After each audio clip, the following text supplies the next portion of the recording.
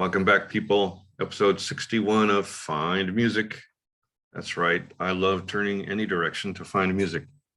And today we're missing a couple members because they have obligations, but Jim has kindly consented to stay on, so I won't be so lonely for episode 61, which is actually a recruitment episode. Check this out. Find Music, as I said before, is on Facebook. And there's some news going on that even Godzilla was gonna love. And I'm gonna share that right now. Okay, so I'll get to the top there. All right, so we're a public group on Facebook, so anybody can join. And anyone can post on here as well, videos, or see if I can travel down. Oh, it's a friend who's a painter. I better say, get back to you. Hey, how's about that? Live recording. Gotta move this so I can close that. Get back to where we were. Okay. Not scrolling down, so maybe because I went directly to his comment. So here we go. We'll get the full scroll. Told you about posting videos. Made the announcement that you're welcome to join us on these recordings on Mondays at noon Pacific Standard Time. That's 12 o'clock. Some people say, what time is it? It doesn't say what time it is. Noon, 12 o'clock. Yeah. And so all the information is there that you can join us. Some people have joined the group. I've personally asked them to join, like Chris Sorrenti from Canada. So he's put up some videos. Hope to get him on the show. This guy named Jim Babwe, might have heard of him. He posts some marvelous links as well. I watched that one, the Saturday Night Live Prince tribute, right? So it was yeah, that was just his various appearances. It was very interesting. Yeah. And Fred Whitlock, who's usually our mainstay, couldn't be here today, but he has great knowledge, as you know from having watched these episodes. Great knowledge, especially from a time before my time. He still in a record store, I think. Yeah, exactly. Mm-hmm. So that's probably where. I mean, that's something I wanted to do too, but I never did it. I spent a lot of time in record stores, but I came close to renting a record store, and didn't do it. Bought a condo instead. What a mistake. 1982, the highest inflation in the history of the United States. So here's another guy I'm trying to recruit, Bruce Pavlon. He's an interesting fellow. He's a musician himself. And so he's got playlists. Aha. Just like Jim. His are on Spotify. Is that Spotify? I can't bring it up. I think so. I don't know. It might be. It looks like it's on his phone. I think so. Yeah. And so that's delightful. Hope to bring him on. He's living somewhere far away, I think. I'm not recalling.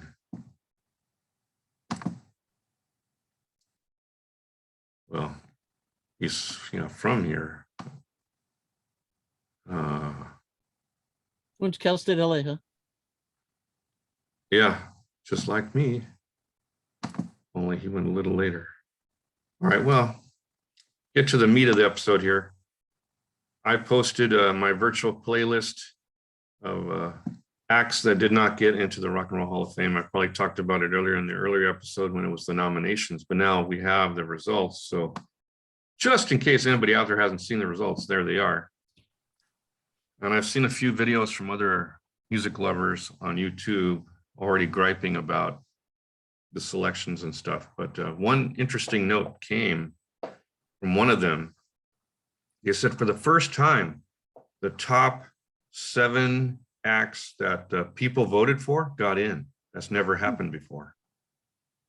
Usually it's 1 or 2, 3, 4, 5 at the most. This was The first 7 all got in. Pat Benatar, Duran Duran, Eminem, Rhythmics, Dolly Parton, Lionel Richie, and Carly Simon. Nice. And then everybody seemed to think it was an affront to Judas Priest that they got in as musical excellence instead of just a regular performer. No, they're in. Who differentiates? Yeah, I'm glad you brought that up because the voting is strictly for performers. And so they have these other categories like a legacy one. That's how they've got, I think, Harry Belafonte's there for that reason. And then musical excellence. I can't remember if it was just Judas Priest or Jimmy Jam and Terry Lewis as well. And I think those last 3 names, they work together, producers or something. Okay. Yeah, so they have that as well. People that were not performers, but engineers, producers, whatever. Have you been to the Rock and Roll Hall of Fame? No, that's in Cleveland, Ohio, right? Yeah, it's in Cleveland. Yeah, I haven't been. Maybe it's on the bucket list. But the ceremony this year is going to be in Los Angeles. Oh, really? In November. So maybe I'll find a way to get to that. Yeah, so, you see who got in. And if you remember the earlier voting, some people didn't get in. And I think they're on my list. Not all of them, because I know Murray, he loves the New York Dolls and MC5. And people were reasoning that they're fringy acts. They're not widely loved. They're more of a cult thing, right? You have your New York Dolls fans, very specific group of people, not the whole public. So that's why they can't get voted in. But even the fan vote only counts as 1 vote. That's what I heard with the board. So it's really up to the board. It's just they try to make the fans happy. Yeah. All right, so I'll just dive into this list because for me, my fun, as you know, is to make my own CDs from the music I own. And so I made my list. It was like 33 acts. And then I put it up on YouTube, I think. Where did I put it up? As a comment on YouTube. Yeah, I made a comment. And someone commented on my comment. And they said, hey, you didn't put Boston on your list. Yeah. So I thought it over, go, yeah. They qualify. In my mind, I sort of thought, well, if they have 5 songs that are Stone classics in my book, they're on the list. That's how I made my list. So some didn't get in for that reason. I mean, and there's some bands I actually don't like. Get ready, hold your seats. I'm not a Kansas fan. Sorry, people. If something gets played on the radio too much, it usually killed it for me. Especially this other band, which is always graded against my edges, Styx. Oh. In my ears, they're a travesty. American Prague. When you're with her, you're not smiling. No. But I'll just briefly go over these other acts because these are all 35 of them are not in the Rock and Roll Hall of Fame. And a lot of people were lamenting, even feeling guilty that 80s acts were getting in and these 70s acts haven't got in yet. But there are various reasons why they're probably not even going to ever get in. Like Ambrosia has never been nominated. They were originally a prog rock band, but they cashed in their chips to make the ballads that the ladies would love. And that's how they made their fortune. And that's how their career ended pretty much by 82. One of their songs was written by Kurt Vonnegut. Well, yeah, the lyrics, nice, very nice. Yeah. Yeah, the lyrics, yeah. Yeah, they pilfered them, and they also pilfered Somewhere I've Never Traveled from Ray Bradbury. So I did it more than once, but hey, I have no problem with that at all. None at all. They should do more of that. Yeah. Hey, Santana has a song. Is it Santana? No, it's Jefferson Starship. Has a song called Ozymandias. Good song. Okay. Shelley. And they should they have gotten in? Oh no, I didn't put them on the list because I don't know. Maybe they're too commercial, right? because they're so different from Jefferson Airplane. Jefferson Starship really went for the bucks, Yeah. right? Mhm. Mickey Thomas and Jane and all that. It's good. It's rock and roll. It was very commercial. And a lot of people think that song, "We Built This City," is an abomination. Yeah, there you go. You're another one. But I actually kind of like that song. So what's wrong with me? I don't know. I think the older I get, the more I like music that I didn't like when I was younger. It's not like I'm Yeah. going to go out and buy a Carpenters album, but you listen to the Carpenters, Yeah, we they go through play with cycles. such precision and taste. I mean, you know, I admire anybody that can play music. In 73, the Carpenters were considered L7, completely Yeah. L7. Right. But now you can appreciate Karen Carpenter's melancholy voice and why and all exactly. that. And then they did that cool thing in 77. They covered Calling Occupants of Interplanetary Craft. What? So yes, they did, by Klaatu. Really? Remember, Calling Occupants of Interplanetary Craft. It was pretty much the Carpenters' last hit. Huh. It's very good, well produced. You know, her brother, phenomenal producer, he really was. They were from Downey, California, I believe. And yeah, they are native Californians. Yeah. All right, so that's America, very well known, but maybe it's because they were produced by George Martin. Great production on their first few albums. And Bad Company, I like to think everybody knows about. Why they're not in, I don't understand, because Paul Rodgers is a great voice. Badfinger is the next one. That's just a long title. I was picking songs that are not their most famous song. So that's a song by Badfinger, and Badfinger, always liked him, right? Early 70s is when I first started listening to music, and so I heard Day After Day and Baby Blue, and gorgeous, gorgeous. This next one is Blood, Sweat, and Tears, which are slightly before my time, but they bled into 72. And so this is one of the more obscure songs, I'll Love You More Than You'll Ever Know. Really good song. And on their greatest hits album, I would say 7 of the 11 songs are spectacular. So they qualify. Especially because some of the songs, a couple of their songs, near and dear to my heart because they were involved in relationships, and that kind of thing. When you have your song. Blue Oyster Cult. Enough said. Why On your not? feet or on your knees. Why not? Why not? Yeah. I don't understand that. Why not? And Boston, there's a commercial element there. Maybe there's some backlash. Right? So I heard, yeah, there was backlash because there was a fight with the label, right? I'm not, I CBS don't know. Records. I know that they produced it themselves and they engineered it themselves. Yeah. And Tom Schultz, yeah, he really, really good. He had a major beef with CBS, and so Yeah. maybe that's why things went awry. Because there was a big gap between, I think it was, what we thought was a big gap, 75 to 78 between albums, caused by his tiff with the record company. But then they had even longer gaps after that. So, yeah. A lot of people lamenting Kate Bush is British. So what's she going to do in an American Hall of Fame? They're calling it a Rock and Roll Hall of Fame American. I'm not sure that's quite right. And she's definitely a groundbreaking figure in music. And Devo, they'll probably get in under, someone said they'll probably get in under musical excellence someday, or a legacy act, right? Because they started their own thing. Emerson, Lake and Palmer, the dreaded prog rock disease, which keeps a lot of bands out. It kept a lot of bands out until the last 5 years. They're falling by the wayside. It's too bad because they were a big part of my life when I was a high school student. Free, I only discovered later on that Paul Rodgers wasn't Free before Bad Company. And I like Free better than Bad Company, right? That's my mature taste. I think they have one album. Everybody thinks they're a one-hit wonder all right now. No, There's much more to them than that. Much more to them. Like this song in particular is the second song from which I don't remember at the moment, but it's not a single, but it's gorgeous, gorgeous blues. So I put Grand Funk in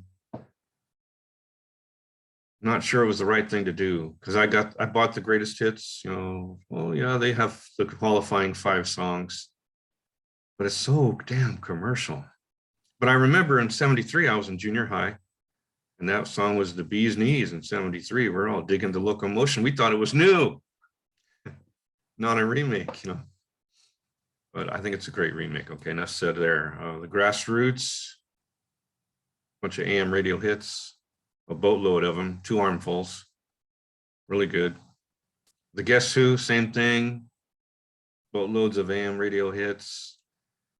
Some album tracks are wonderful. I love Cardboard Empire from number 10. It's very good, very good.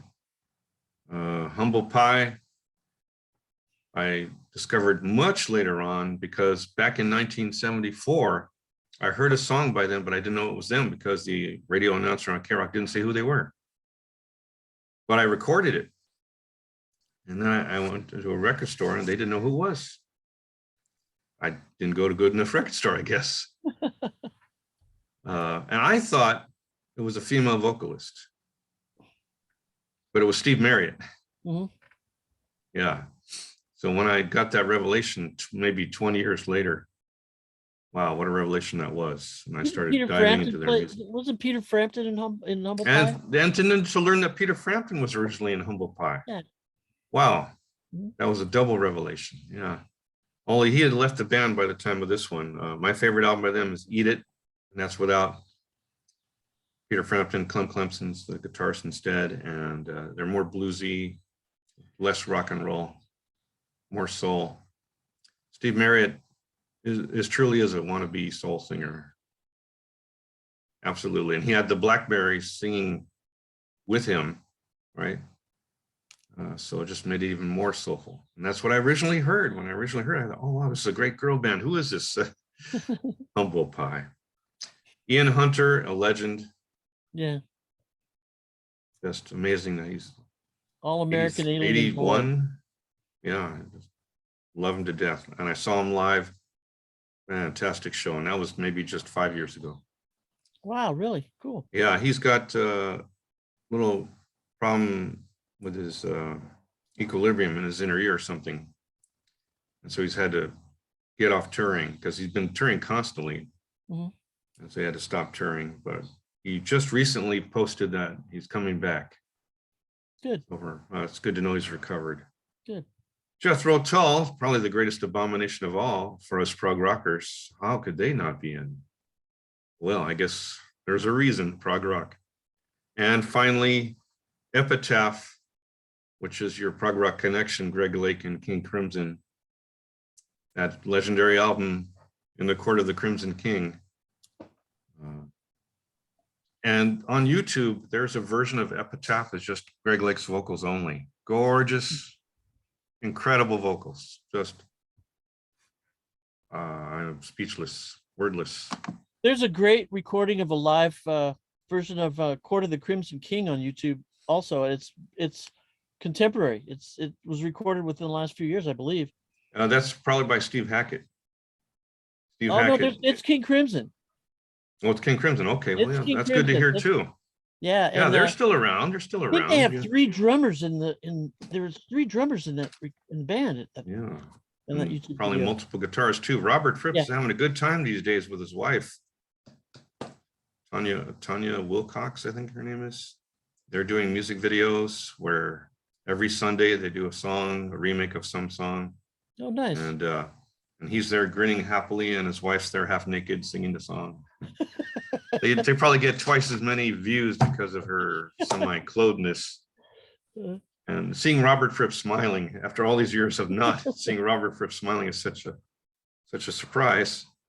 All right, second half of the list, I'll try to go faster, but this is Love. And everybody raved about Love, so I checked them out, and yeah, it was a very good album. Love, 67, wow. Okay. Arthur Lee. John Mclean, everybody knows American Pie. He's got some other songs too. Vincent, you know that probably also, and I Love Her So. But Empty Chairs, that was a discovery. I highly recommend it. Very good song. He barely squeaks in though. He's only got 5 great songs in my book. Rest, a little too schlocky for my taste. Mock the Hoople, Death May Be Your Santa Claus, which of course is not mentioned anywhere in the song.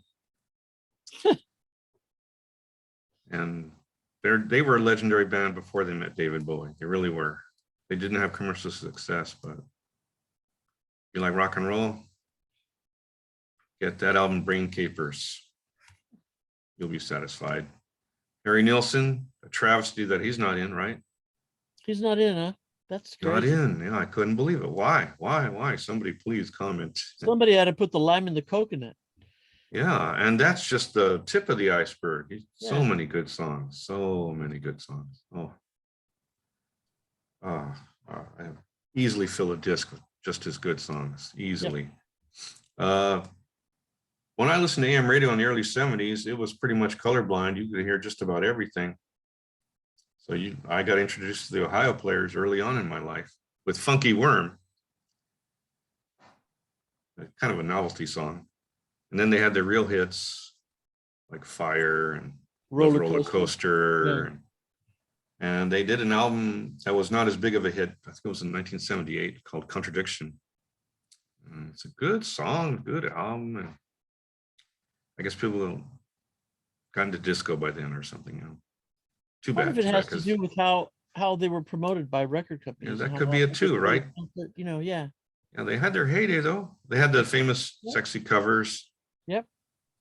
Which broke my rule. Usually if it's a sexy cover, the album's not going to be good, right? Because they're trying to use sex to sell the album. But sometimes the rule gets broken for a very good reason. It's good music. Paul Rodgers, I mentioned already, he did one solo album and it's just as good as Bad Company and Free albums. Tommy James and the Shondells. Now there's a name I didn't know very well, but I love this song back, I think it was 72, Dragging the Line. I just really like that song. It's like Rock On by David Essex. It's got that heavy groove. Mm-hmm.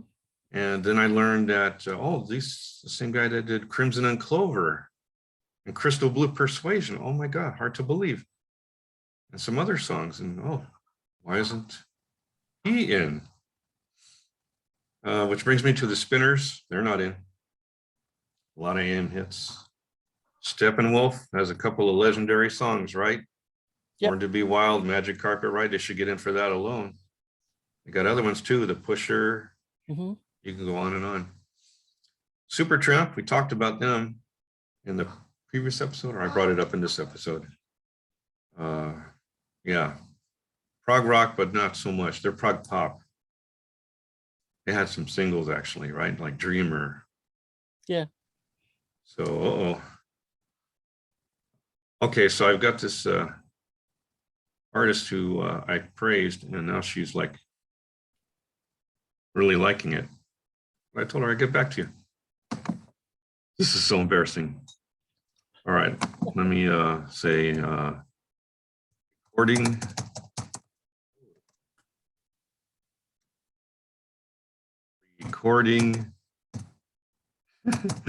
a show right now. Get back to you. Yeah, okay. All right. Hope that takes care of that. How wonderfully embarrassing. That's nothing to be embarrassed about. Well, I love her drawings. I do. They are like early Picasso, right?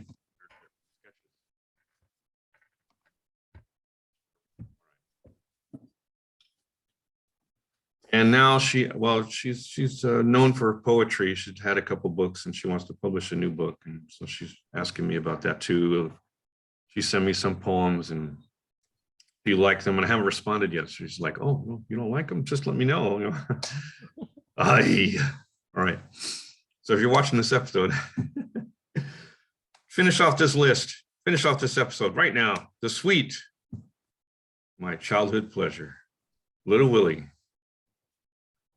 10cc, kind of a similar boat for me.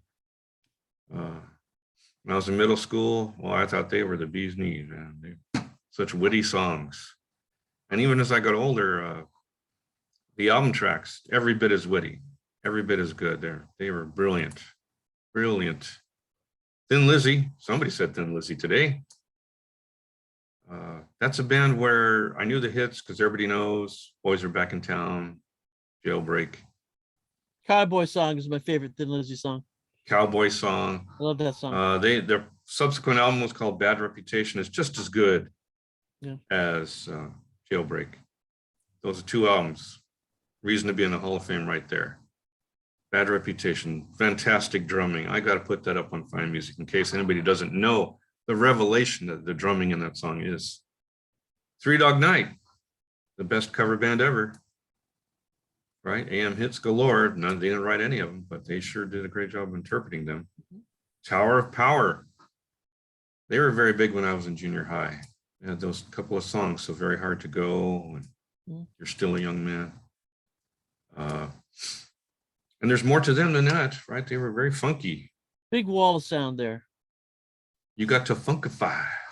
Great song. Great song. Great song. It just gets into pores. And War. Oh, War. Just it's another abomination that they're not in. Legendary songs. Slipping into Darkness. Slipping into Darkness. Absolutely. Yeah. And that's a killer. Oh, why can't we be friends? That's pop maybe, but and Summer, such a mellow groove. Yeah. Wow. And finally, we made it to the end of the list. What a long episode this is. I apologize. There's only two of us today, so we're talking a bit too long. Edgar Winter had that one album. You Only Come Out at Night. Every song on there is spectacular. Every song, and every song is so different from the others on the album. You could pick any song.